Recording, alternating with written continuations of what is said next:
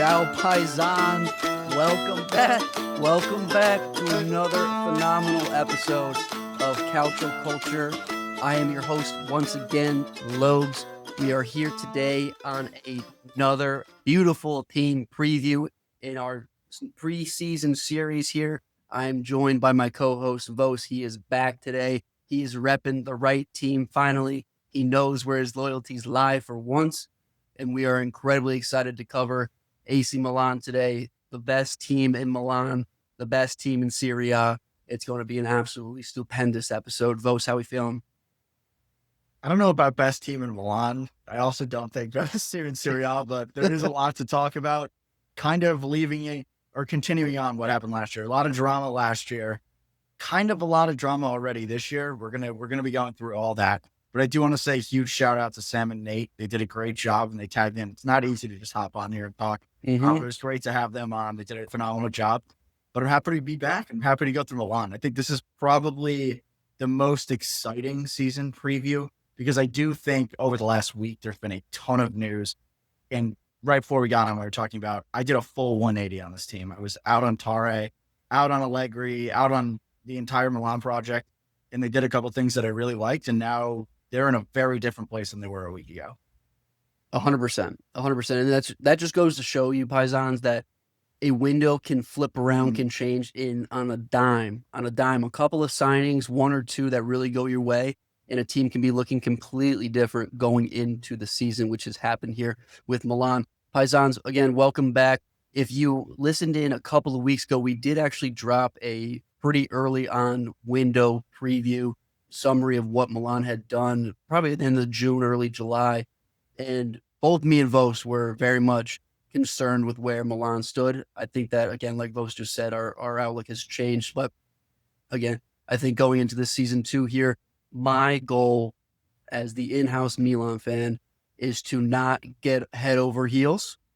It's going to be really tough after the last week, but I'm really going to try to keep my expectations in check and not to go overboard. We'll see how that excitement stays put. But like we always say, you guys know where to find us. You know where to find our past episodes. If you want to go back and see what we said a couple of weeks ago, we're on X, Instagram, YouTube, TikTok at Calcio Culture FC, and on all the podcast sites, Apple Pods and Spotify. So with that, Vos, let's kick it off. Tell us where AC Milan stood as of the end of last season, a couple of the results, what happened immediately after the season ended in terms of the management, and bring us into the present day. Why don't you? Yeah, so we got to talk a little bit of what happened last year because I think that really set the stage for the summer. And what did happen last year was almost utter disaster. There was a couple of bright spots, I would say. They came in 8th place in the Serie A, which we will classify as an absolute nightmare. They lost in the knockout round of the Champions League to Feyenoord, which didn't really go well. They lost in the finals of the Coppa Italia to Bologna. Again, good they got there, but not great to lose. So a little bit something there. And then they won the Supercoppa against Inter. The other thing they did was they beat Inter a bunch of times last year, so that's their win. Going into this season, you basically are in a place where you came in 8th place last year, no European competitions.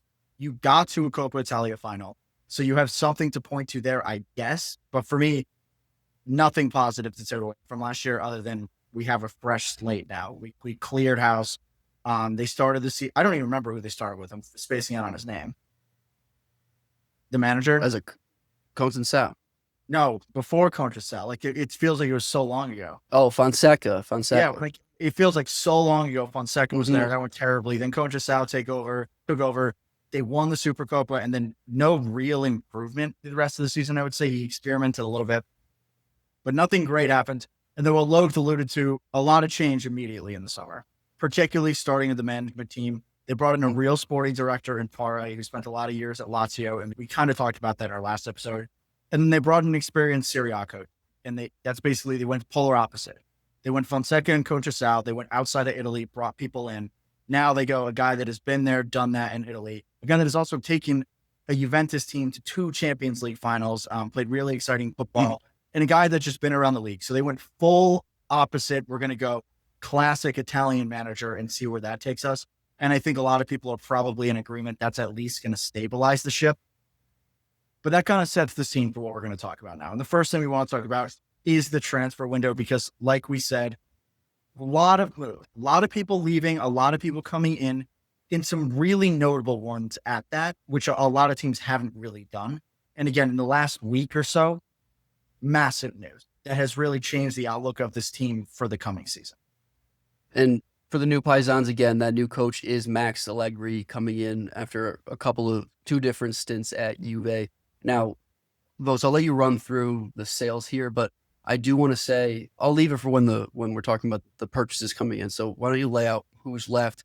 Kind of some pretty big holes, from my opinion. I think from the league's opinion as well. An absolute heartbreaker in one. I think another one that I'm happy to see go, and I think his time was up here. But quick run through who's gone.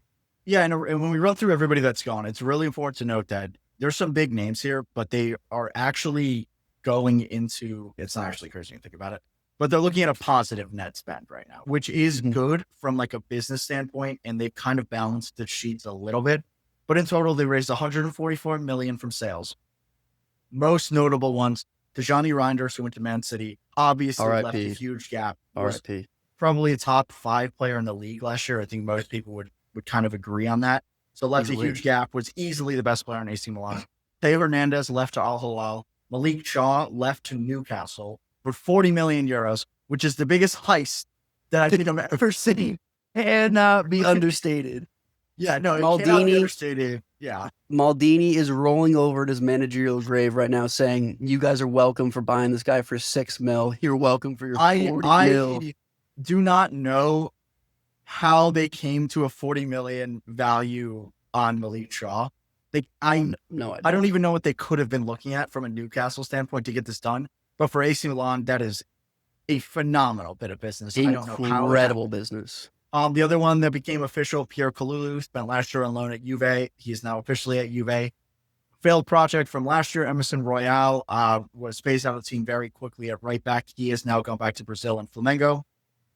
And then the Alvaro Morata saga is officially over. He is now on Como. So in total, 144 mil raised.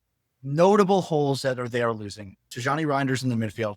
Theo Hernández, who has been a premier left back for a number of years. And last year we did talk about all his problems and how this might be a good thing for Milan. We've talked about this in our previous episodes. And then Malick Thiaw, because there is a lot of question marks about who is going to be the center backs on this team. He was a rotator piece, I would say, but at times was the number one in this rotation on the right side of the field. So that's the notable outgoings. And then on ingoings, we did spend an entire episode on this. So if you guys go back, you can look at it. But Logs, you want to just take us through really quick? Right. So what do we do with this 144 mil? We went out, we spent 111 mil. So not a small amount of money spent here. Again, window's not even close to being over, but this is now a team record for outgoing sales. So 111 million spent this summer, none of which were spent on Luka Modric. He was a free transfer off the back of him leaving Real Madrid. Our marquee signing, what it looks like to be marquee signing for the summer, Ardon Jashari, 36 million plus a couple of bonuses coming in from Club Bruges. That transfer saga is finally over. That had been in the works for months. I think right from the beginning, since Tari was brought in, that is finally done. That was a roller coaster of a story, but happy to have him. A very different process for a $23 million signing from Torino, which we've already covered. Samuele Ricci comes in. Absolute steal. Another heist of the summer, in our opinion. And then I think what makes this Malick Thiaw sale even better, even more sweet, is that immediately the next day we go out and we sign Koni De Winter from Genoa for 20 million. Again, a great buy, quality buy, off the back of selling Malick Thiaw, who's just simply not even as good as Koni De Winter at all. For double is just that's what I was going to say. I saw some people tweeting like, oh, they sold Malick Thiaw and then just like got worse at center back. I think Koni De Winter is way better than Malick Thiaw on the ball and as a defender. So I don't know how this happened. How they got Malick Thiaw out for double what they're paying for De Winter. Doesn't make any sense to me. The only thing that I can think of is that Newcastle just forgot that last season occurred and they went to 2 seasons ago where Malick Thiaw was actually pretty good next to Tomori. Decent. Like, I don't know. I would say better than decent. He's never been the best center back on a team. at some, well, he was definitely the best on Schalke when we bought him. But in any case, I think that not important.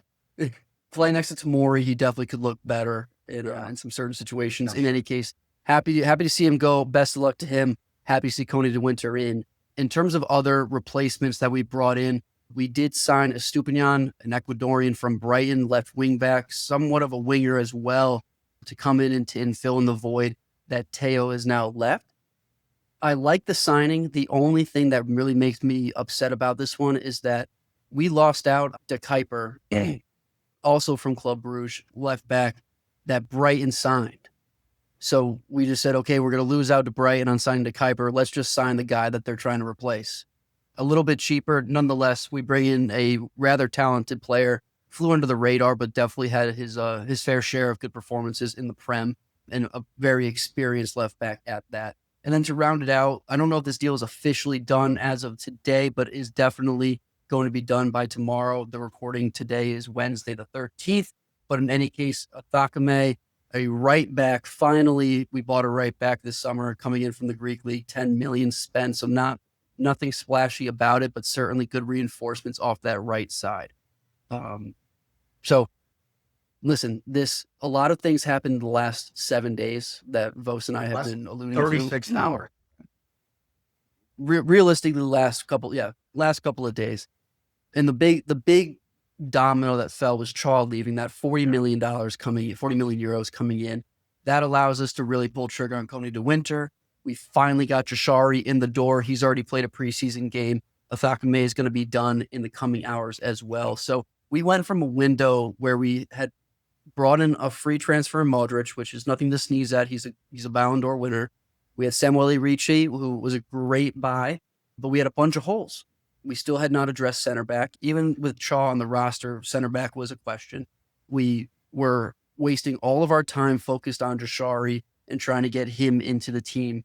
And now all of a sudden we've got Koni De Winter, one of the better up and coming center backs from Serie A trained, which the pod absolutely loves. We got Jashari in, who we'll talk about in a little bit as to where he fits into the lineup. And we finally got a right back after a couple of really big misses there. So, Vos, you really talked about it already, but what made this flip? What's the biggest thing that's really turned you around in Milan these past couple of days? For me, it was honestly Koni De Winter. That was a guy that I had picked out last year as, okay, this guy's he wasn't even flying under the radar. That's what's weird about it. Like, I think everybody that watches Italian football has seen this guy. They're, this guy's like really good. Could be like next generation of like one of the best center backs in the world kind of thing. And for me, like they basically went from Malick Thiaw, who at best that we've seen from him was a number 2 center back, I would say, to signing the best center back on the team. There's no doubt in my mind that Koni De Winter is the best center back on the team. He was the best center back on Genoa, who conceded 2 more goals than AC Milan and were a far worse team overall. And he was the best, probably one of the best players on the team there. So you basically bring in a guy who can command a team, who's going to give you those consistent 7, 8, 9 out of 10 performances week in and week out. They finally have a center back that they can rely on every year, because even the last time they had a center back that they could absolutely rely on, Bukayo Tomori, the year they won the league. And even then we still saw the like kind of chaoticness that comes with Tomori, where like some of the best things he can do is recover from his mistakes. And we've kind of seen him regress from that. And Koni De Winter is the polar opposite. 6'3", extremely athletic, good on the ball, can play as a right back when needed, can play as a right center back in a 3, very versatile player. I don't want to say Virgil van Dijk in a way that like, I don't think he's going to necessarily get to that level, but comfortable on the ball, physically dominate, like just has all the traits of a great center back, which is why I love this. And he's more athletic than Shaw and has shown like that leadership, like being the best player on a team throughout an entire campaign. And that says so much to me. And for them to say, okay, we're going to go do this. The other thing that really has flipped this on me is that they sold Shaw for 40 million. Like I cannot overstate how insane that is, that they were able to get that done. And you basically turn 40 million from Shaw into De Winter and Samuele Ricci. You take 100%. A non-starter money and turn it into 2 of your starters who are also extremely young, going to grow, have a much higher price tag than you bought them for. Just great business. And it seems like now it's almost like this was always the plan. It was just the timing of the dominoes falling to get to this point. Because like you said, Lugs, I think that hit the nail on the head.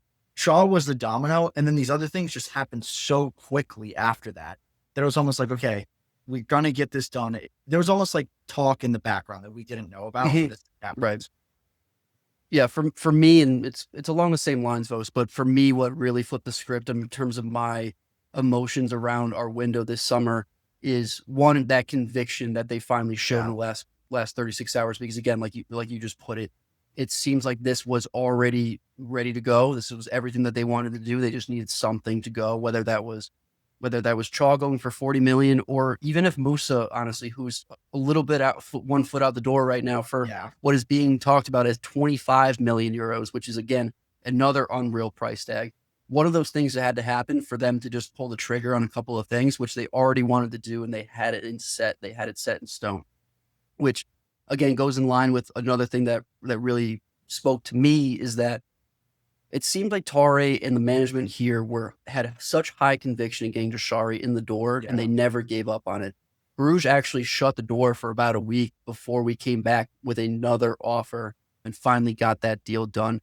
And so for the management to have such high conviction in a player like this and to really get them in the door, I think that tells a lot for me. The other thing, and it goes back to Koni De Winter, is that he came out today in his announcement interview, and he said one of the biggest reasons that he came and wanted to join AC Milan is because Allegri gave him his first start at Juve. And that was one of the reasons that he wanted to come and play for Milan. Not necessarily for the badge. He'll get there. He'll want to play for the badge. But the fact that Allegri still has that kind of pull and that kind of respect from players around the league gives me a lot more trust in that this project, and that bringing him back to a managerial position here is going to be a positive, not necessarily a negative, based on the connotations that we had on his second stint from Juve. So off the back of those couple things, I think that this really has become a good window. It's on the verge of being a great window. And what's going to make it a great window is what were the talks for what Milan is linked to still. And those two main things is another striker to go up and basically compete against Santi Jimenez, because I don't think that we're going to be playing a true striker system, although that could show its face, and that we are pretty close to getting a deal done, loan with obligation to buy, for Rasmus Højlund, currently on Man U, formerly of Atalanta. This guy had promise playing Serie A, and I know that Mats has voiced his concerns here, but for me, I got to have an open mind, and I think that if a lot of players that have come back to Serie A, that they are able to revamp their career. So with that being said, I think the other guy here is Dušan Vlahović, who, again, another big Allegri guy. Not sure that that's who I want coming in the locker room right now. Not sure that that's the contract that I want to be servicing. But Vos, what's your thought there? Yeah, I was so out on this. And now, after today, like, it is. So today, Juve played their basically every year, Juve in the preseason, the first team plays their next gen team in a friendly. And Dušan Vlahović has been playing in all the preseason games. And there's basically just been a montage of him being bad, like just being very bad, put it lightly. And I have kind of fully flipped on my Dušan Vlahović take. I was kind of in the camp of blacklist him, nobody should get him. And now I'm kind of like, cannot get any worse than this. So I think He found the floor. Yeah, it's worth getting him, because if he's your backup number 9, and I think the problem is going to be his salary. He's the highest paid player in the league right now. So I'm not sure what you can do from that standpoint to make it happen.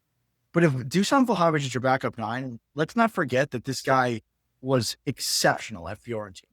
Exceptional. Like, people were saying this is the next guy. He became the highest paid player in the league. So there's definitely things that he does do well. The question for me is more going to be, if they bring him in, it's going to be because Allegri is missing that lethal number 9. And I know that Dušan has not been that lethal number 9 for a while now. But I don't know if that's the guy you want to be. He's lethal. been asked to do more things than he's capable of at Juventus, I think. In dropping in, linking a play, he's more and I'm trying to defend him. I am, because I think it could go well because he's big. Like, he's a big body. Yeah. He's decent in the air, but he has zero confidence right now. Milan do not have a number 9 that you can just put in the box and say, just be here to try to put something away. Because Santi Jimenez is a little cuter than that. Rafael Leão isn't really a number 9. They've walked away from Luka Jovic, who was kind of that, and we saw how effective he was at times last year. So that's why I think if you can make the Dušan Vlahović one work, I could see that being a guy that works really hard when he does get his playing time to try to break into the team. And I think the ceiling on that one is you have a new number 9. The floor is you have a guy that's at least been here, like, and been around the league. And regardless, they need somebody. I think Højlund would be better, yes, but Højlund's going to cost a lot more money. Yeah, my take here is, you were right about Dušan coming from Fiorentina, but that was also 5-6 years ago. Yeah. Højlund is kind of in that window that Dušan came up through. And so from a ceiling perspective, a progression perspective, yeah, of course, Højlund's going to be the pick here. I see what you're saying about Dušan, and ever since we lost Giroud, we've been looking for a guy that can just be there to finish goals. And yeah, but Dušan, I know what you're going to say. Giroud was able to come back, hold up play, distribute. Very good at link up. Which I don't know. That was 100% a really big selling point of why he was good for our team. But we didn't necessarily need him to do that. And we'll talk about it a little bit as to why I think that we actually need less now. Yeah. But in any case, the other promising part of Dušan is, and we watched him in person twice this year, Mats and I, you once, and a plethora of other times on TV. But the one thing that I really noticed is, and especially after Juve went out and got Colomwani, is that while the product on the field maybe never got better, the drive was definitely there. He definitely felt a sense of urgency, a sense of competition. And I think that putting him behind Santi Jimenez could get that same type of fire out of him. Listen, these guys are professionals. These guys have been playing footy since they were coming out of the womb. So for them to be at the highest level and to be that guy and to be the highest paid player in the league, then all of a sudden drop to a second on the depth chart, third on the depth chart, that hits them hard. And so I think the one promising outlook here is if we do bring in Vlahović, he's playing again for a guy that believed him in at the outset, and he's getting put into a place of competition where he has to prove himself. And I think that he's ready to do that. But in any case, that's where our strikers stand right now. And we'll talk about where the formation lies and how that would fit in. But just a really quick note on the fact that we're still in need of another center back from my perspective. A couple of very soft links here just to cover them really quick. Caleb Okoli from Leicester. He had been brought up to the Italian national team on a couple of occasions last year. I don't think he got any minutes. Leicester obviously got relegated from the Prem, so this might be a cheaper buy. He is Italian, whether you believe it or not. But I think that that could be an okay buy. Jacob Kiwior from Arsenal, previously of Bologna. That she just stayed in Bologna, dumbass. See, I didn't know. Wait, did he really? We'll just stat check that. But Jacob Kiwior now in Arsenal, left-footed center back, has had a couple of minutes for the Prem powerhouse out there, especially with Fiore not playing too much. He has actually gotten a couple of minutes. Again, left-footed center back, can play left back, can play left center back. We'll see if that comes to fruition. Super light links there. And then just a personal favorite of mine. Spezia, go ahead. Spezia, not Bologna. I knew it wasn't Bologna. Spezia. It was Spezia, 25 mil to Arsenal a couple of years ago. So he's still a talent. And actually, quick funny story about Kiwior. Absolutely phenomenal on the ball in the skills competition. Arsenal played the MLS a couple of years ago for their All-Star game, and Kiwior stole the show of the skills competition. We need that on Milan. Last but not least, again, a personal favorite of mine. I'm not really sure that this is real, but Camuzzo, really young Italian center back from Fiorentina. I hope that we give him a look. We missed out on Leone. This is another sub-20 center back who I think has talent, plays decently well for Fiorentina. Vos, you think opposite? Yeah, there's some knots to hold on him. I think if Fiorentina get 25 to 30, they'll move on. He got a lot of hype last year. He plays right center back for Fiorentina, and decently big boy. Yeah, but he just never did anything for me that says like this is going to be a top 4 tight end kind of guy. I think he's okay, and he is young, but I would rather than take a flyer on like an Okoli than go that route personally. And I think it would be better for him to stay on Fiorentina. I don't think. Yeah, that I think it one's remains to gonna be happen seen. regardless. Yeah, I think that one's going to Remains to be seen. I do think we do need to bring in another center back here just to build that out, even on one or two competitions this season. But with that being said, a lot more to figure out in this transfer window saga for Milan, for this Allegri side. And that brings us to, what is Allegri going to do? Allegri historically has been a 3-back kind of guy. That seems to be the case given the preseason lineup so far. But what is really in question here, Vos, what's he going to do in front of that? We've bolstered the midfield here, even after we lost Reijnders. Still kind of figuring out what that front line is going to be. Are we looking at a 3-4-3 or are we looking at a 3-5-2? I think it's going to be both at times. And on Allegri, just to give you guys a little bit background, you can go listen to our other episode about this. We did a little bit more of a deep dive just to bring you quickly up to speed on Allegri. Allegri at Juventus, when they made it to 2 Champions League finals, when Paul Pogba was there, he played a 4-1-2-1-2 with creating one of the beautiful diamond. Yeah, one of the best midfields the team, I think the league has ever seen. Played really exciting football, always defensively minded, but it was a more expansive, creative team. He then left Juventus, came back to Juventus, basically polar opposite, played a back 3, basically just sat deep, had 35% possession, probably on average. Don't fact check me on that.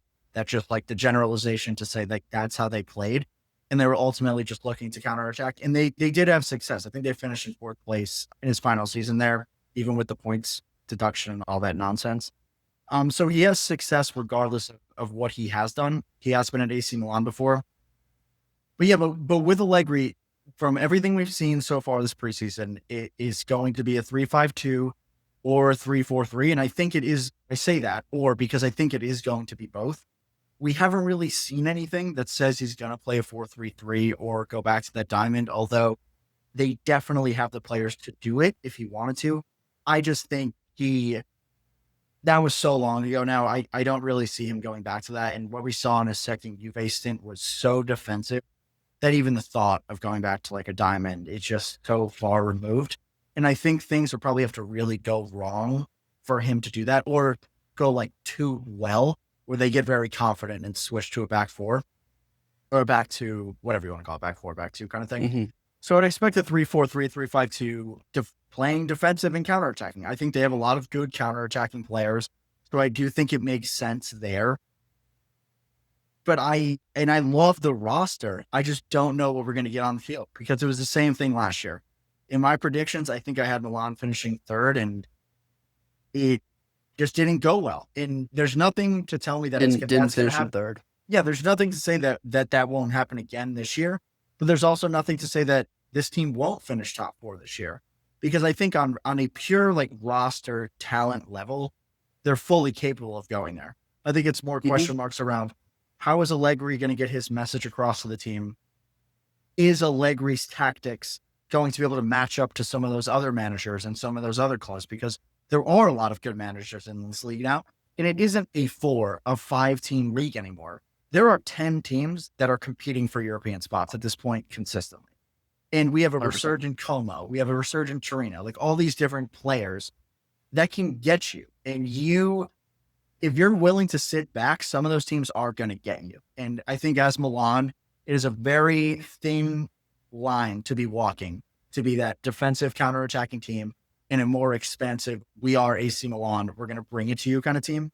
And I think with Allegri, we're going to see a more conservative style of football, which I think is okay. Because last year, it was the polar opposite. Nobody had any idea what the fuck was going on. Allegri is going to rein things in and say, this is what we're going to do. I think there's just question marks around what 100% is that going to be day one. My concern is exactly what you outlaid, though. It's that this league has what used to be a very defensive league, a very defensive Italian style of football, has become very attacking. And you're not only at the middle of the table in a Como or a Torino, even in Udinese when they were at their best last season, but even at the bottom of the table when you're looking at the likes of Parma last year, were 100% on the front foot at a lot of times. And for me, I do not feel I still don't feel, even with a couple of the reinforcements that we brought in on the backside, that we are going to be that concretely sound at the back to play so conservatively. I think that our strong suit is still on an offensive side of the ball. I still think that it's on a progressive side of the ball and it's possession based to a certain extent. So I would like to see more of the first stint Juve Allegri than the second.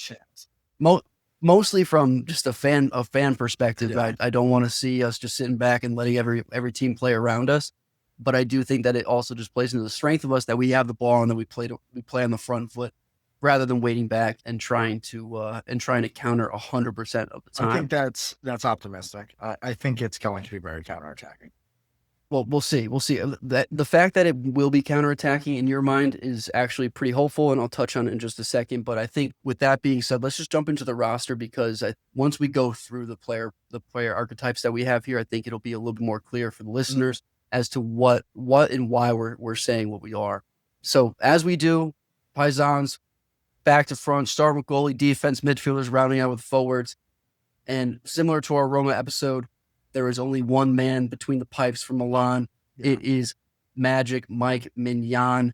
For whatever reason, this summer has been a trial and tribulation of how do we get Mike Maignan off the team, which makes not a lot of sense aside from the fact that he's actually never healthy. So when he is at his best, when he is healthy, when he's on the pitch, this man is one of the best goalies playing on the ball. He acts as another center back for us and on a ton of occasions, and honestly one of the best shot stoppers in the league as of 2 seasons ago.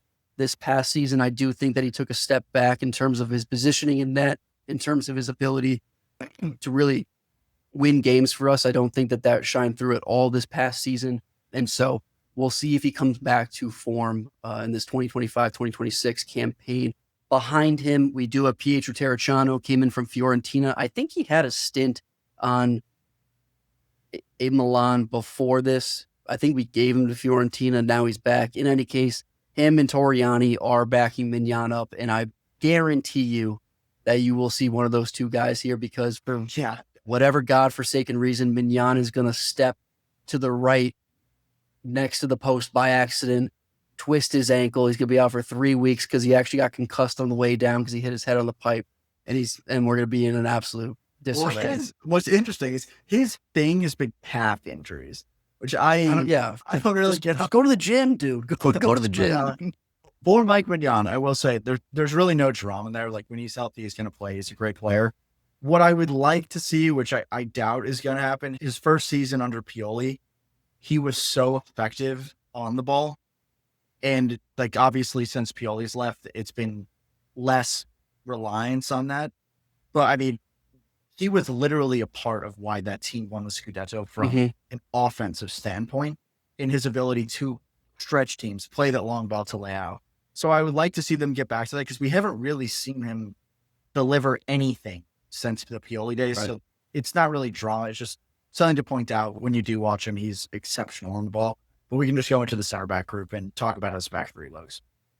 Yeah, so let's go into the defense. We'll start with the center backs here. Again, a lot of the same names from last year. We got Fikayo Tomori, who we touched on at length here.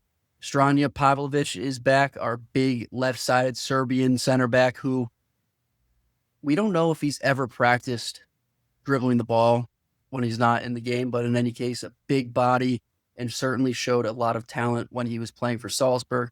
Hopefully he comes back to that form in his second season here. We do have Matteo Gabbia, who every time we bring him up, I just have to apologize, because for 2 straight seasons, almost 3 before Calcio Culture even started, I was disgusted by Matteo Gabbia and having him on the pitch. This man goes to Valencia for maybe 3 months. We cut his loan short, bring him back.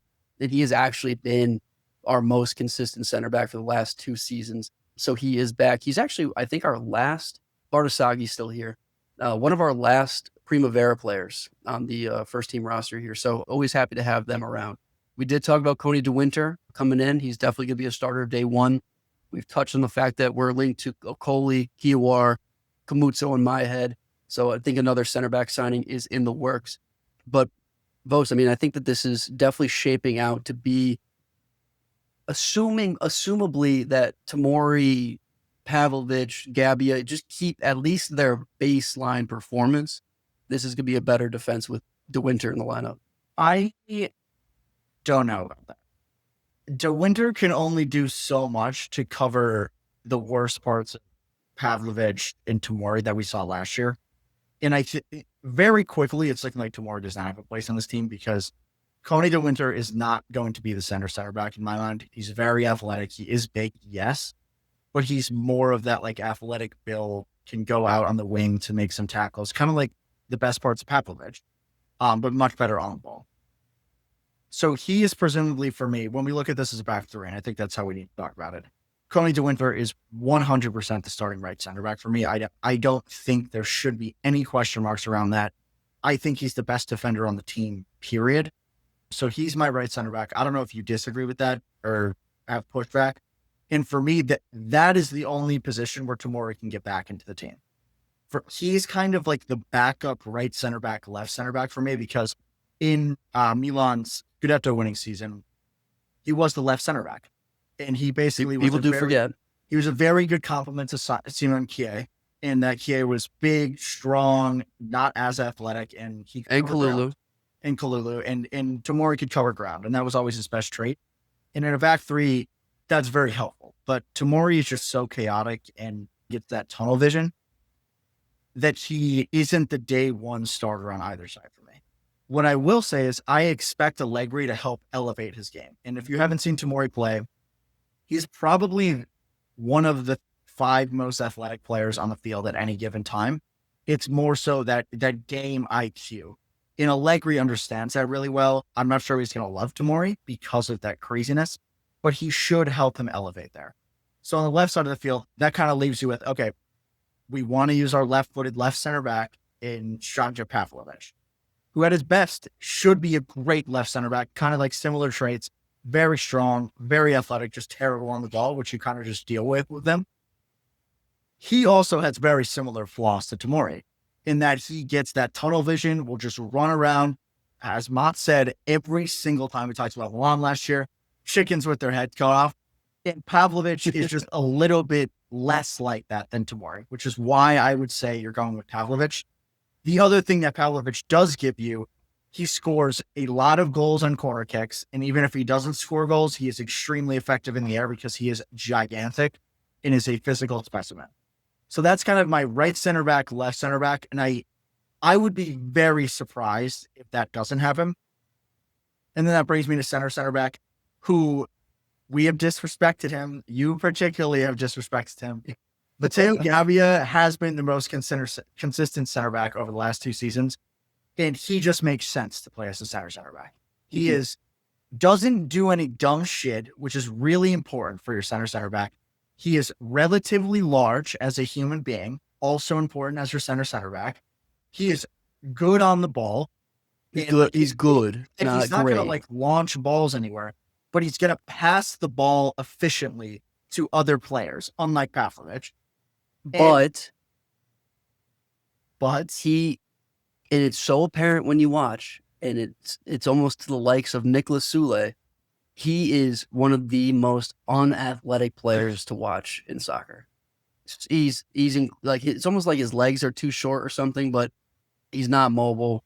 He is smart, so he kind of overcompensates. He is very smart for me. Yes, in terms of positioning, so that his athleticism doesn't fall too far behind. But that has always been my one concern with Gabbia, is that he's just not athletic at all.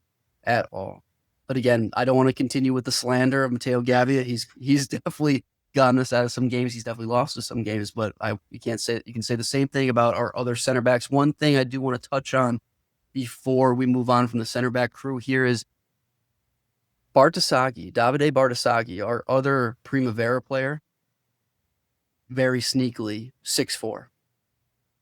Very sneakily 6'4". He's been known to be a left back, but if you're 6'4", I'm sticking you at center back, and I don't give a shit what you say. This guy, I think, can turn into that backup left center back, which again pushes Tomori even further down the depth chart, even though we'll keep him on the right side. But I do think that he's a very viable backup left center back, even though he's been notably the left wing back. And the fact that he can play left wing back or left back at such a height is also just a promising factor in his development and his usage for this team. So with that being said, I think that moves us on to the wing back positions here. Again, we're assuming essentially 5 back, 3 back with wing backs that can get a little bit further forward up the pitch. But Vos, who are we working with from an outside back perspective, wing back perspective? Yeah, we can start with the left side of things because I think that's pretty clear at this point. Estupiñán was brought in 25 mil. He is going to be the starting left wing back. There's not really a question about it. He can presumably play just every game. They're only in Serie A and Coppa Italia this year. So I don't think there's going to be a lot of drama there. I mean, it just makes sense to just roll him out. The backup is presumably Bartasaghi, maybe Alex Jimenez at times, who last year, he's a left-footed player. He was kind of forced into a right back role. Very like a utility player, can play as a left mid, can play as a left wing, right mid, right wing, right back, left back kind of guy. So that's your backup. But for me, it's Estupiñán day one and not really much to think about there. From like a scouting perspective and to give you guys like a preview of him, I actually don't know all that much. I've only watched him a couple times, but my general knowledge of him is just traditional wing back, something that I like. I just heard he doesn't do stupid shit. I always like that from a defensive standpoint. So I expect him to be better than Theo Hernández from a tactical perspective in my mind, in terms of every day, every game, you kind of know what's going to happen. And it's going to give you kind of like that level-headed performance is my understanding of him. I don't know if you have anything more, Lugs, but the only thing I'll add there is that he is similar to Theo in that he can almost play a left wing position, not so much inverting, but staying wide and playing a very good ball in on a cross. So definitely offensive minded, which is perfect for what you want from a left wing back position. But I think from a sound defensive style, he's not going to have those lapses that Theo has had on the back post that we saw all last season.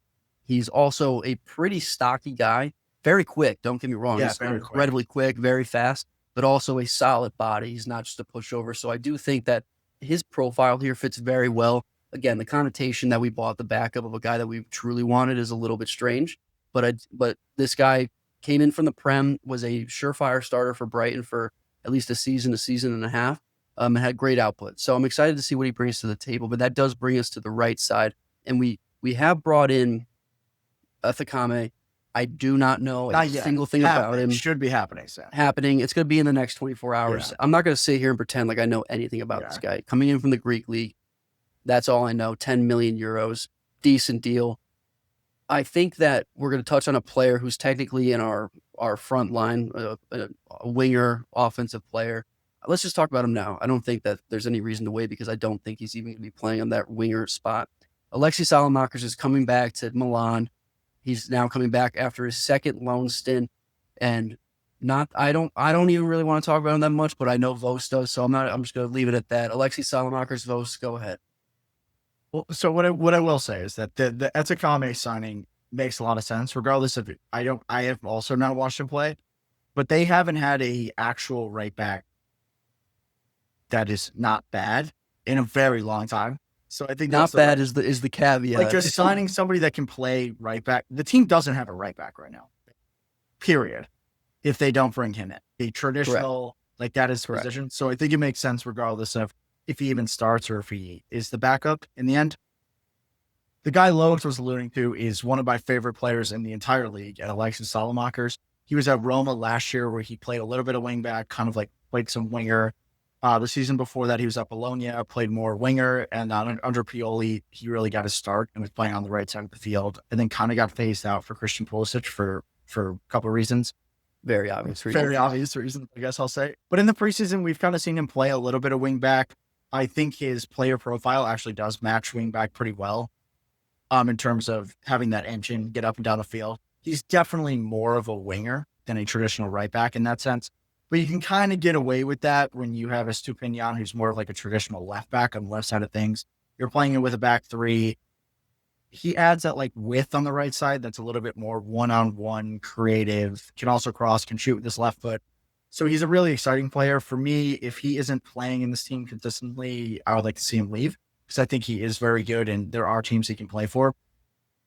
But for me, I think it makes sense to play him at wing back, honestly. Mm-hmm.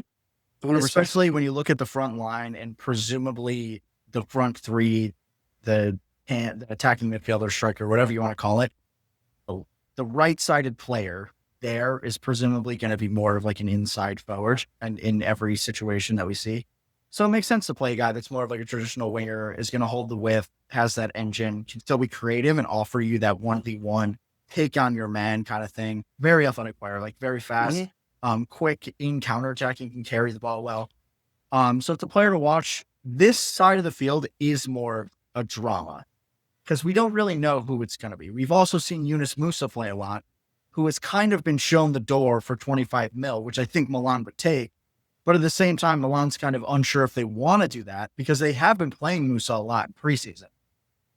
So day one, I actually have no idea who this guy is. It's one of Ezekiel, Estupiñán, Salamakers, or Musa. But then Alex Jimenez could still play out there because he played right back last year, which is really weird because we haven't really seen a lot of him. That's the real problem is you kind of have to get Alex Jimenez in the lineup because of his performances last season. I mean, this guy, Alex Jimenez, and I'll sing his praises all day long a lot more than Salamakers, even though the hate for Salamakers for me is a little bit misguided. But Alex Jimenez is a quality ass player. Yeah, he is. He is a good player.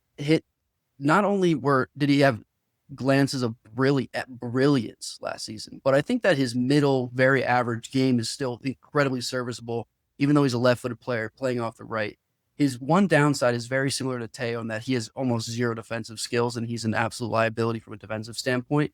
But when you allow him to get forward and add something to that offense, he's incredibly lethal. And he's very creative and he's very technical on the ball. So I think that this rotation that we might see going around between Salamakers, Alex Jimenez, and assumably Ezekiel, I don't think we're going to have any issues. Number one, from a stamina standpoint, where someone's always going to be able to play. They're always going to be fit. Number two, I think that there's three different playing styles that you have there, and Allegri can use that to his advantage, playing different teams throughout the season. So it is a drama. It's definitely not set in stone, and I don't think it ever will be for the entire season. So it remains to be seen. It's incredibly interesting. Yeah, the last thing to kind of just wrap on the discussion is with the Musa one, it's like, and I think this also, it kind of feeds into Alex Jimenez and why it might be hard to play him, is he's not like exceptional at anything. And it's kind of the same thing with Yunus Musa, right? Like they both have great engines. They both work really hard for the team. But if you just like sit down and say, what is Yunus Musa really good at? I can't I'll push back on you on that. Yunus Musa's exceptional ability is his engine. I think it's, I think it far surpasses your average guy that you say has an engine. Yunus Musa is one step above. Yeah, but I would say that Alex Jimenez and Salamakers have that same engine. So it's kind of like, so what sets you apart from them? Because I think the other problem with Alex Jimenez is also, what is he exceptional at? I would also say kind of nothing. He's like a very good outside midfielder in that he can kind of do everything well. But not. I think he's incredible on the ball, and I do think that his eye for a cross or his eye for a ball in deep is definitely something that he's good at. And then even for Alexis Salamakers, I think that his main strength, aside from again being an engine, which you see in all three of these players, is that his IQ is insane. Yeah, I think he's been around for such a long time that he just knows the game so well. Yeah, I mean, I think what I would say about Salamakers is like, I know he's very, very good 1v1, very good at crossing. Like he has the most offensive capability, I think, of all these guys. But like from a defensive standpoint, I guess Yunus Musa is the best. It's hard to say. Like, and that's why this is a weird one, because depending on the game, depending on the matchup, Allegri could use a different guy for a different reason. Like with Yunus Musa, very comfortable playing in the middle of the field, deeper down the field. And if you want to play like a Modric, push somebody out, Yunus Musa comes in the midfield, you can do that. Like Salamakers isn't really that. Neither is Alex Jimenez, and I'm assuming Ezekiel is not that.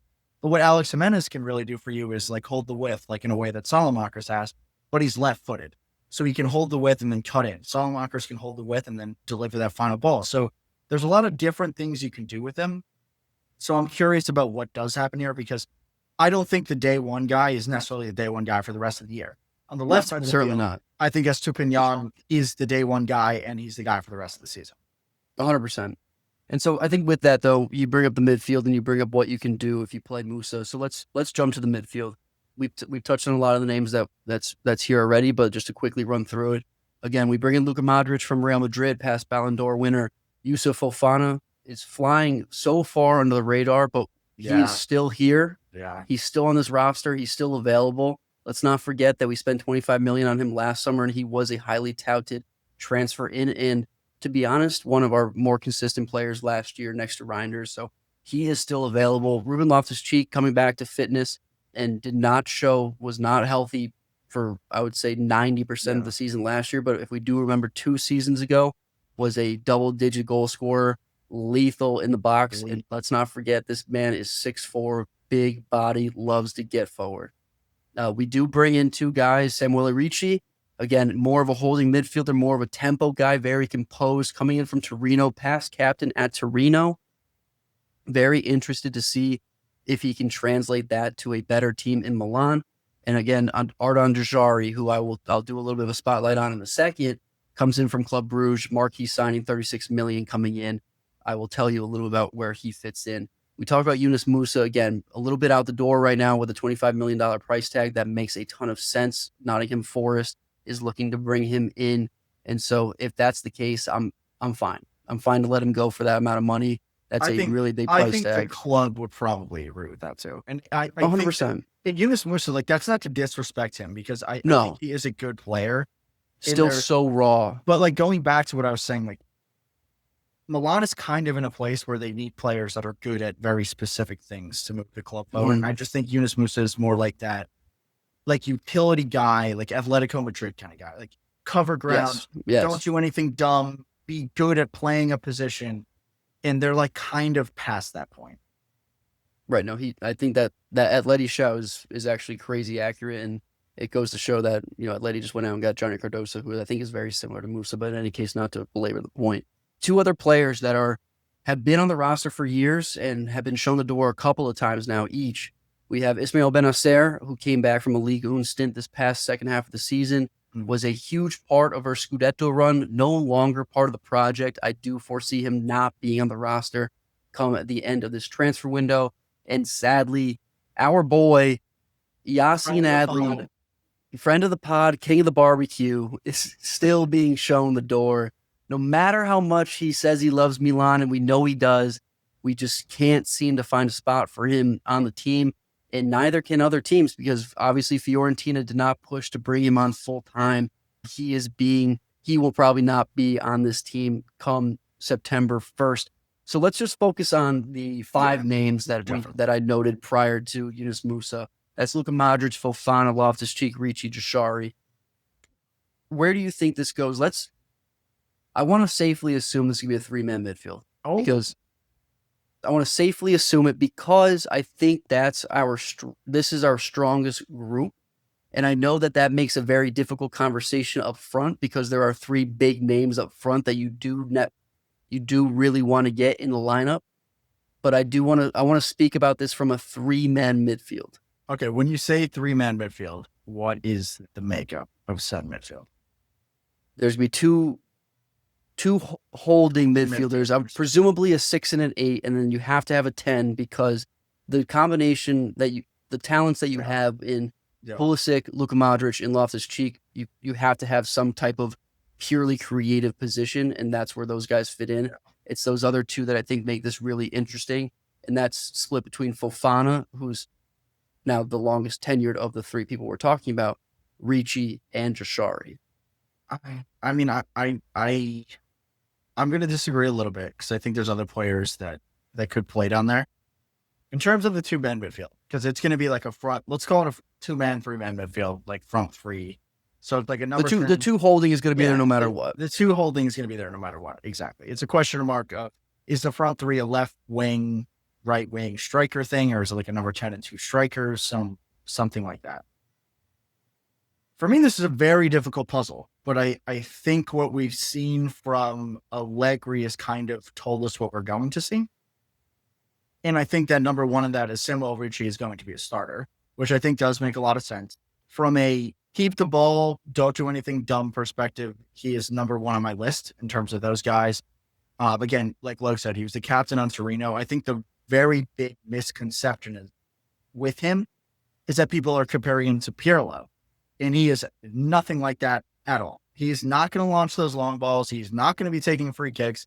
He is very much pick up the ball and pass it to somebody else. He's more of like a Sergio Busquets is a much better comparison, or Rodri, much better comparison than any. Or even modern day Fajoli, if we're just going to talk about a player. No, because I think Fajoli is way more creative than Ricci is. Like Ricci is never going to be able to play in the number 10 kind of role. He is very much like base of your midfield. Don't do anything dumb. Don't do anything that's overly aggressive. He's never going to lose the ball. That's basically his MO, which I think really works. We talked about like a Tomori, a Gavia, a Pavlovic. He can go get the ball. Would you say it's press resistant? Yeah, he's press resistant. He's also good defensively, and I think he's going to get better. But that's kind of like your anchor midfield guy. Okay. So it kind of gets into like, okay, who are you going to pair with him? And that's a very difficult question because to your point, Yusuf Fofana has kind of gone under the radar. And I think that is a very Allegri kind of guy in that he's going to get up and down the field. He's going to run really hard. He's good on the ball. He's a good ball carrier. I have question marks. He's sneaky progressive. Let's not forget. He is a good final third passer, which we saw last year, but he's not really going to be your goal scorer kind of thing. No. And I think probably what Allegri's seeing is he is a better version of Ruben Loftus-Cheek, and you can kind of debate that. But I don't see any way Ruben Loftus-Cheek is the day one starter at all. No, I certainly don't really see it happening. So it really comes down to, I mean, do you disagree that Ricci is a starter? I feel like Ricci is 100% going to be starting. I do think Ricci's could be starting, and I think it doesn't make any sense not to have him be a starter. There's almost zero transitionary adjustment that he needs to make. He played an entire Serie A season as a starter, as a captain last year. Yeah. And a team that effectively for a lot of the season was at the same caliber that Milan was playing at. Similar formation too, at times. So, and I think that it's gonna be a very easy plug and play for him to just put on a different kit. Yeah. And then I think the other thing that goes into so who's that other guy? That basically leaves you Fofana, Modric. We basically strike Loftus-Cheek from the list in terms of your best 11. So it's Modric, Fofana, and Jashari. And if you're paying 36 mil, can rise to 43, I think was the highest. Kind of have to play him. Is kind of what I think. So let's go to spotlight time, all right? Yeah, this is important because I actually don't know a lot about him. Let's talk a little bit about Ardon Jashari. If you listened to the previous episode about AC Milan's transfer window on Calcio Culture, you will know that I was pretty upset. You were. That we had spent so much time and effort trying to get this guy in, and at the time had been a fruitless effort on a guy who, in theory, not proven, played one season in the Belgian league for Club Brugge, and I'm getting terrible flashbacks to Ketelaere, to CDK, who's a good player.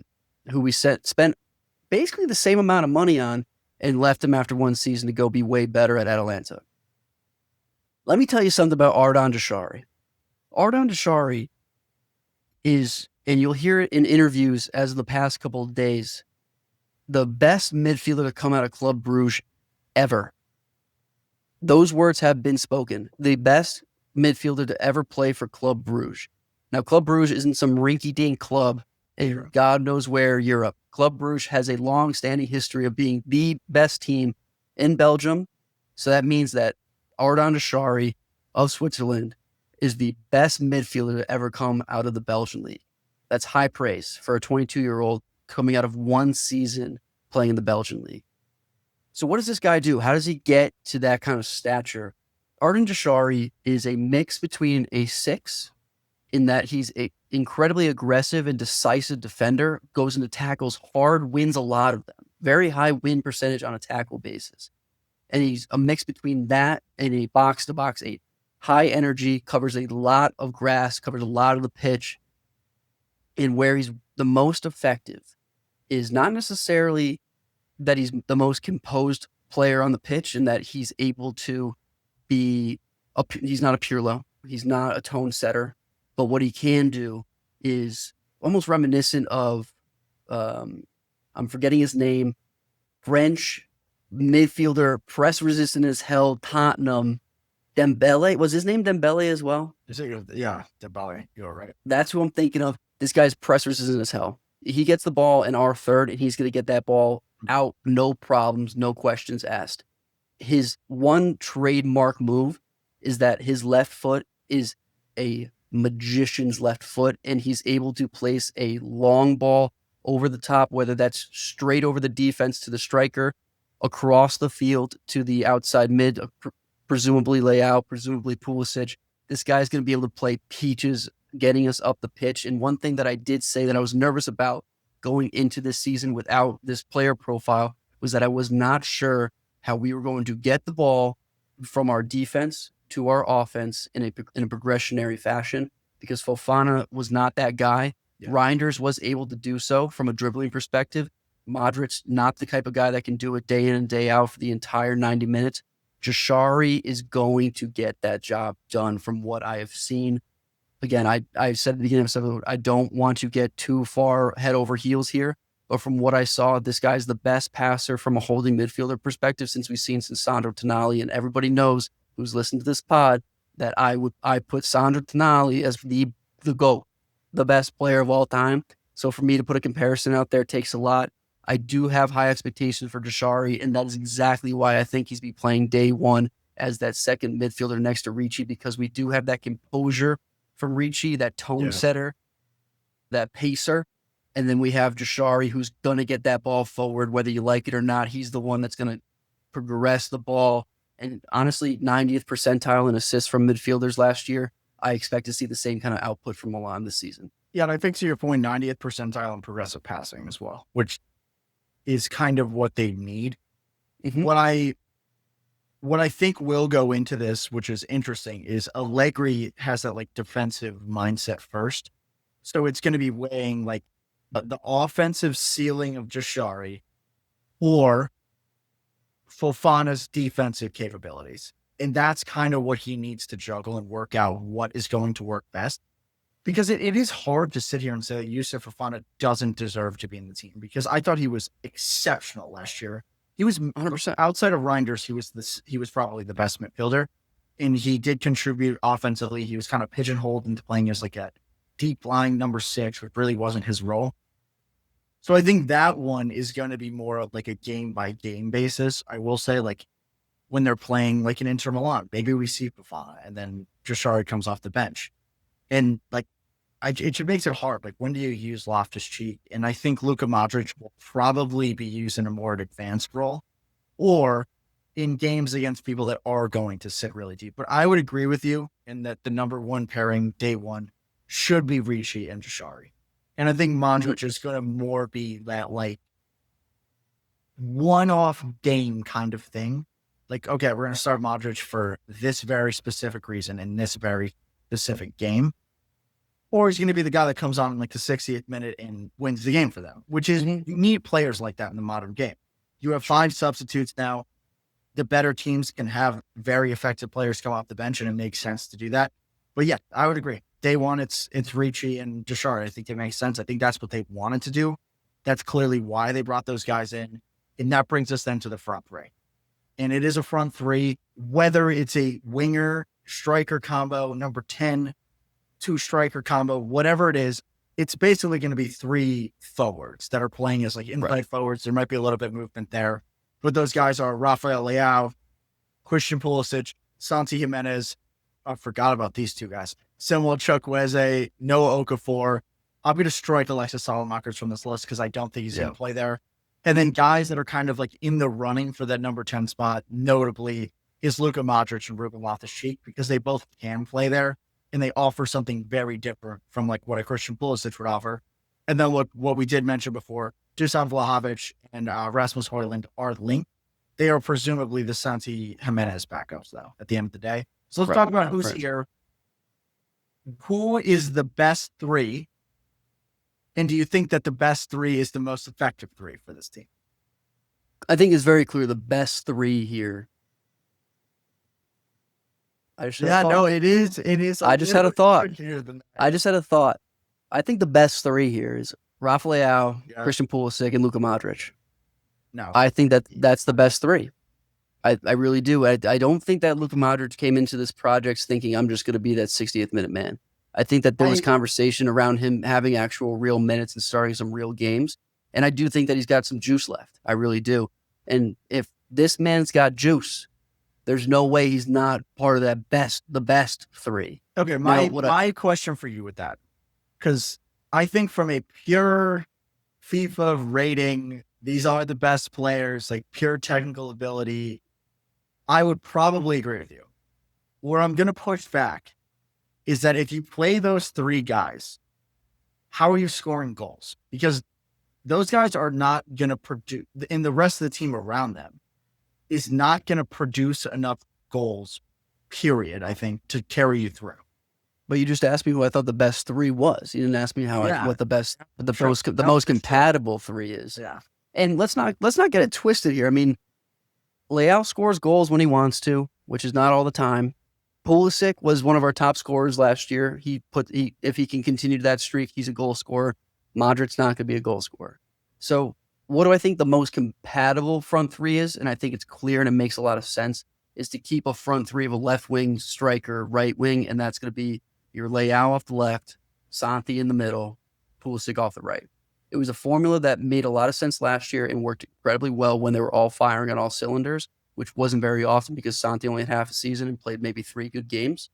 But if he can come back to form that we saw from Feyenoord and that we paid $35 million for in the middle of the season, then that's going to be a very promising front three. Again, I think the progression that we're going to get out of the midfield is a lot better than what we got last year. It's going to be more consistent. I think Reijnders was still clearly a very good midfielder and was able to get the ball from our end to the other. But I do think that the concentration, the focus of these two midfielders that we just touched on is going to be very much, just go. Get it up there, let them take the ball. It's not our job. Their job isn't going to be the goal scorer. I completely agree. And Reijnders was a goal scorer last year. Let's not forget. Yeah, so, definitely. And I think also that works with Allegri, because Allegri doesn't really see his midfielders as the guys that go and score historically. And so, again, I for me, it's really hard to see, to have the thought that the best formation to get the best utilization of our best player, who's presumably Rafael Leão, on a 2-striker system just doesn't make sense to me. And I know you agree with that. So to say that we're going to have an inverted triangle up top just kind of hurts. It just doesn't make sense. And I do think that it helps everyone else around there, because I think that Pulisic can play that 10 spot. Santi's obviously a 9. We don't really have another 9, so how are we going to play a 2-striker system up top right now? And so you kind of have to go with a front three. Then I hate a 2-man midfield, though. Yes. I can't stand it. But I don't know if he is doing it, but what I would love Allegri to do, watch Atalanta last year. Because I think Lookman and Rafael Leão, they look very different in terms of physical build, extremely similar players.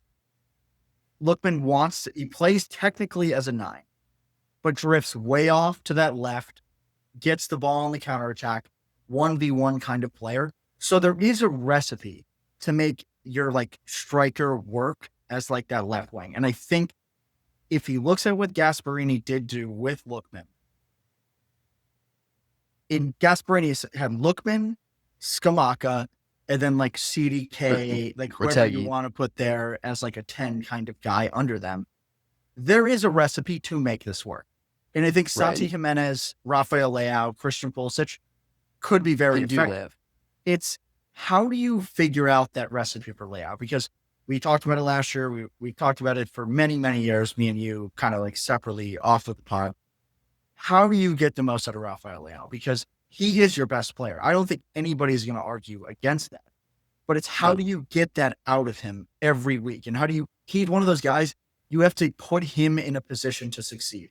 He's not going to create success on the field for himself unless you put him in the right area to do so. And I would agree with you that it's going to be a 3. And I don't really see a situation where Christian Pulisic is playing as a traditional right winger ever. And I think that's partially a function of the guys that they have at right wing back are very good on the ball and are wide players. So it kind of pushes Pulisic to come inside regardless. You can't really push Pulisic out of the team because he's been one of your 3 or 4 best players over the last 2 years. So he's a lock. You don't drop Leão because he's your best player. So he's a lock. And Santi Jimenez is your striker who deserves more time. So I agree with you that should be the 3. I'm curious in what Allegri does tactically to make it work. Because I don't have a ton of confidence in him to figure out how to use Rafael Leão, to be honest with you. But I think that Atalanta comparison is actually spot on. And if that's the case, I think it's going to work really well because you have to think about on the right side and how Bellanova is very good at getting forward. And I think that we have a Salamakers and an Alex Jimenez who can get forward and can be that guy to fill in that space when we're in possession. Now, again, I don't love a 2-man midfield. Yeah. It gives me pause. It gives me worry because there's definitely a lot of space in between. However, if you do have a Pulisic who's on a lineup perspective off the right, but dropping in, he does fill in that void and did it pretty well at times last year. Yes, he did. And that is a very good point. He did do it well, for sure. I know he's not a 10. He's not a traditional 10, but I will say that he did plug that hole. And I never felt like when we gave up the ball, because that's what I'm thinking of in terms of the space there. When we gave the ball and he was filling in that space, he was definitely willing to go into a tackle and get after it and really try to break up that press. So from that perspective, I'm not necessarily terribly worried.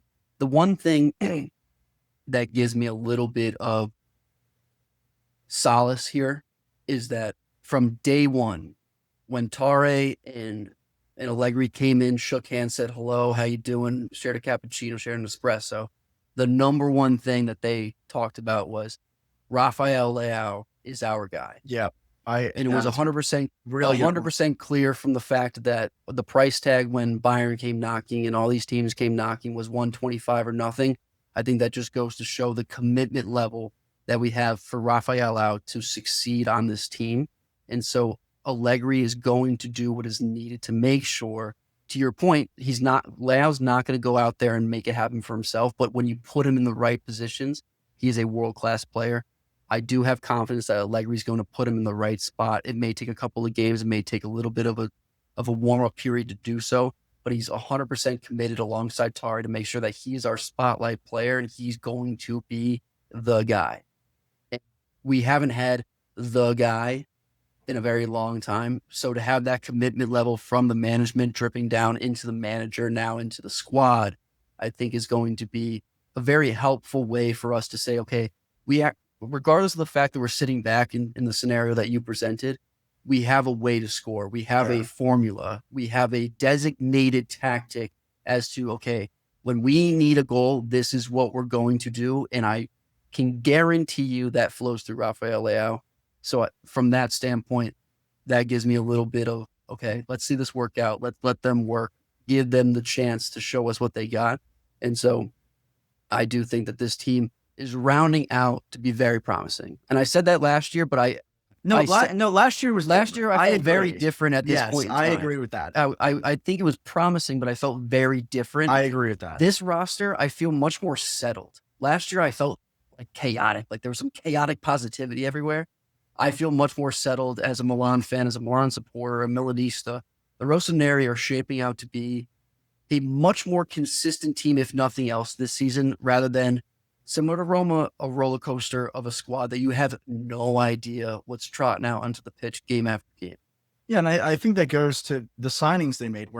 They weren't cute. Like they were very logical, not necessarily flashy players, just like guys that do a job very well kind of players, which is what they needed. So for you, the front three, regardless of how it's set up, Leão, Jimenez, Pulisic, day one. 100%. Yeah, I agree. 100%. Like with everything we just talked about, there is a story there.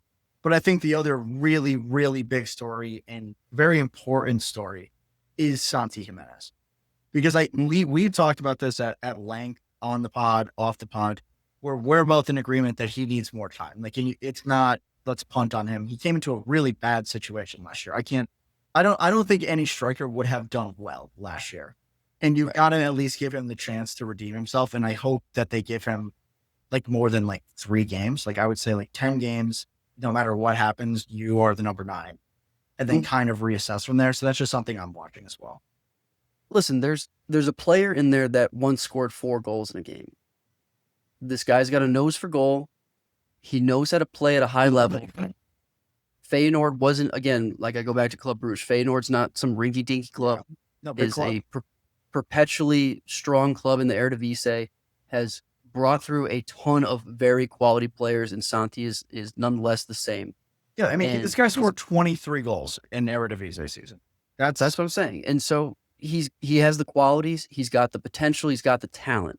I think it's a big mind game at this point. Yeah, and his mentality has been bad. We've said this on the pod before, I think me specifically, but the position on the field that is most linked to just strictly your mentality and your psyche is the 9. Yeah. It's the same reason that you let 9s take penalties early on in the season to just to get off the mark. Holland's done it a couple of times. We've seen it across different leagues. I wouldn't be surprised to see the first couple of penalties just be Santi this season, regardless of the fact that Pulisic and Maignan are sitting right there ready to go. But I wouldn't be surprised to see Santi be taking the first couple just to get some in the net. Because once you get a guy like this, and I know, again, Eredivisie not the same as Serie A, but you get a guy like this going, you give him that confidence, you get that left foot fucking going. I think he's going to be a great asset, and I really do think that, again, you're right. Give him more time. Give him the first 10 games regardless of what happens. If he gets going, this is lethal. A lethal front 3. Yeah, I don't think they need him to score like 20 goals. Like, if they get 10 goals out of him, Pulisic, Leão, Santi, 15? No, but if you have the 3 of them are all 10 goal scorers, I would take that. Like, they're all double digits in goals scored. I think that would get them very far. I'll tell you why I disagree, but I think that it comes to a season expectation conversation. Yeah, I mean, last year we had Pulisic and Reijnders were the only guys that were double-digit goal scorers, and we came in 8th. Yeah, and that's what I mean. Like, I don't want to come in 8th. No, but if you add the 3rd guy that gets you to double digits, who's your number 9, and like you sprinkle in goals elsewhere, I think it puts you in pretty good shape. I think we need to be better than pretty good shape. In any case, yeah. Paisans. Wrap it up here, Lugs. I was just going to say, we've ran through the entire roster. I think that Vos and I would be pretty conjoined on this one, but a day 1 starting 11 is going to look as follows. Mike Maignan in net. You got De Winter at right center back, Gabia center back, Pavlović left center back, Estupiñán off the left as a wing back. Whoever you want at right back. Give me Salamakers. We'll go with Salamakers for consistency's sake. In the midfield, you're going to see Ricci. You're going to see Jashari.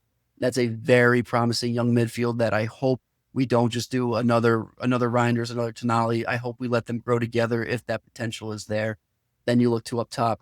You're going to see Leão. You're going to see Santi Jimenez. And you're going to see Captain America, Christian Pulisic, rounding that out. I agree. I think there's 1 or 2 spots that there could be something different, but I think that would be the right thing to do. So day 1, we got Cremonese.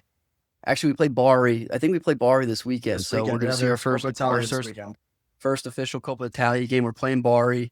We'll see what that first lineup comes out to be, but there's still a lot of business to do. This is definitely not the final roster. A lot of guys still on the outskirts ready to leave. Couple of names that I think we need to bring in to round out this roster. But like I just touched on, the way that this team is shaping out, the way that this team has now turned Vos on an absolute 180, I feel a lot more settled going into 2025, 2026 than I did last year. So very much looking forward to it. And so with that being said, Vos, what is the expectation for Milan this year? What defines a successful season? Where do they need to end up hardware-wise, table-wise for this to be a success today? I think they're not in Europe. I don't think Coppa Italia matters this year. I think it's strictly we have to get back to the Champions League. Because, I mean, when you first started being a Milan fan, like they hadn't been in the Champions League in a really long time. And it was a really big deal when they got back there. So I think if they finish in a Champions League spot, that's all they need. I don't think anybody is thinking this is a Scudetto winning season. I think they could. I think that's a realistic objective. But nobody is going to say that if we don't win the Scudetto, it's a failure. I think if they don't make the Champions League, it will be deemed a failure because with the players that they've had, regardless of how much money they've spent or the players that they've sold, they've created a very good roster. They brought in a serial winning manager, and they have to finish in the top 4 for me. And if they don't, I don't know where we're at with Milan, because there's no reason for them not to do that. I think that's a very doable objective, especially because the teams that are quote unquote better than you are playing in more competitions than you, and they should get that done. And I think that is the only thing that's written on the whiteboard. Get back to the Champions League. That's all I would have out there if I was a club. I want to agree with you. I'm going to take it a step further, and I don't know if this is pride or if this is based on the fact that our expectations last year were higher, and I think that we're better now. Yeah, and I do think that that's a good point. They are. I do. I think that's 100% true. I think that the connotation, the feeling from around the league right now is that this Milan team is dangerous. I don't think that people are taking this team lightly. I don't think that people are looking at Allegri as this is his retirement run. He's just picking up a paycheck. I think this really means something. And this team could be dangerous. And so with that being said, for me, again, going back to last season and the outlook that we had, the fact that we got to that Coppa Italia final with what was going on, I think says something. And that we have talent. It's that this team is able to compete at the highest level in Serie A on any given day. I'd like to see a Coppa Italia trophy. I'd like to win that trophy. Yeah, I really would. They could. And you're going to prioritize that though in your mind? Do you think that's a measure? I think that that's a measuring stick. Surely we don't have European ball to talk about. We don't have European ball to go after. You got to get hardware. I think Mats is the biggest proponent of this. You got to win hardware, right? And so I think our best chance is to get a Coppa Italia trophy. Now, I think that's a good shot. I think they're in pole position to go and do that. Right. I mean, think about it last year. If we didn't have European ball, yeah, they probably do. And I'm looking at the table right now, like teams ahead of them that have not improved. I would say Lazio have gotten the same, if not worse. Well, they've gotten worse because they got older. Yeah, and they have a new coach, so you kind of restart. Fiorentina definitely got worse without Palladino. Atalanta definitely got worse without Gasperini. A lot worse. And like everybody else above you has other things to worry about that isn't the Coppa Italia. And Bologna just lost their best player. So it's like 2 best players. So like you should be the front runner in that competition. I think that's a very good point if you want to go after hardware. So I do think I'm all in on Coppa Italia. You can listen to our episodes last season. I was fully out on Coppa Italia. 180s all across the board. We are in on Coppa Italia this season. And then from a Scudetto run perspective, I don't think that we've ever said this before, and it's still definitely an option. I'm going to take it one step past getting back to Champions League. I want to be in the running for the Scudetto. I don't think that we win the Scudetto. I think Napoli has gotten better, and they already won the league. I think Inter is on their way to developing a better season. We'll see if that comes to fruition. They finished second last year, so it's like you can't do much better. Paisans, if you want to go back and listen to our preview episode on Inter, please do so. A ton of opinions there. I think Juve is still really working out some kinks, and I don't know if they've got a path to success there. I want to be second. It's not that I want to be second, but like I want to come down to the last 2-3 weeks of this season. If we're not within 3 points of the top of the table, I'm going to be upset. Because I really do think that this roster, along with the fact that we don't have European ball to think about the entire season, Allegri, who has proven himself to be a consistent top 3 finisher, again, with the talents that we have, there's no reason not to believe that this team can be in a top 3 position, pole position, to be fighting for the Scudetto come the last day of the season. So for me, success, I want a trophy, I want hardware. I don't think it's going to be the Scudetto, but I want to be in the running. That's what I want out of this squad this year. I think that's fair. The Coppa Italia one I really like. I hope they prioritize that. Hardware matters. Hardware does matter. Hardware matters. Maybe that's all it's about. I mean, they even showed that. We were at the San Siro for the second leg, and they played Inter off the park, and they were not even at the same level as Inter at any point in the season. And like we No. saw like the passion come out of them, and they needed to win that game. And like they should have beaten Bologna as well. I can't actually say that. Bologna was way better than them in that game. But like it didn't matter. And it was elevated stakes. And you need to get that hardware to continue growing the legend of the club, especially when there's other clubs that are on the come up right now. I mean, in Italy is a very exciting football landscape right now. Like I said at the beginning of the episode, there's 10, 11, probably 11. I would say 11 teams that really have a shot at Europe every year now. And it's not, you can't just show up and get through seasons anymore because of the talent. No. It is a scary, scary take. 100%. It is treacherous as it can be. And I think our table predictions are going to be a really tough conversation in all the best ways. But Paisans, that's a wrap. That was a hell of an episode. I had a great time talking footy, talking Milan. This is a really exciting team. I feel great going into this season. I hope my expectations do not fall short. I hope this team lives up to it in every way, shape, and form. But you never know, because this league is the most competitive league in all the world. That's why we talk about it. That's why we love it. That's why we'll cover it all season long. So with that, Vos, thank you for coming along for the ride with me today. I know Mats wishes that he was here to give some slanderous opinions on this Rossoneri squad. But guys, you know where to find us. You know how to interact. I would love to hear your thoughts and what you think of this team going into the 2025-2026 campaign. Comment, subscribe.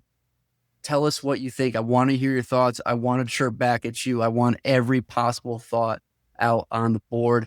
We are on X. We are on TikTok, Instagram, YouTube at Calcio Culture FC. And of course, you're listening to us live. I guess not live on all your favorite podcasts, Apple Pods and Spotify. Vos, Matt's not here. It's your job. Take us away. Paisanos, do not be a gagoots and Forza Calcio Culture.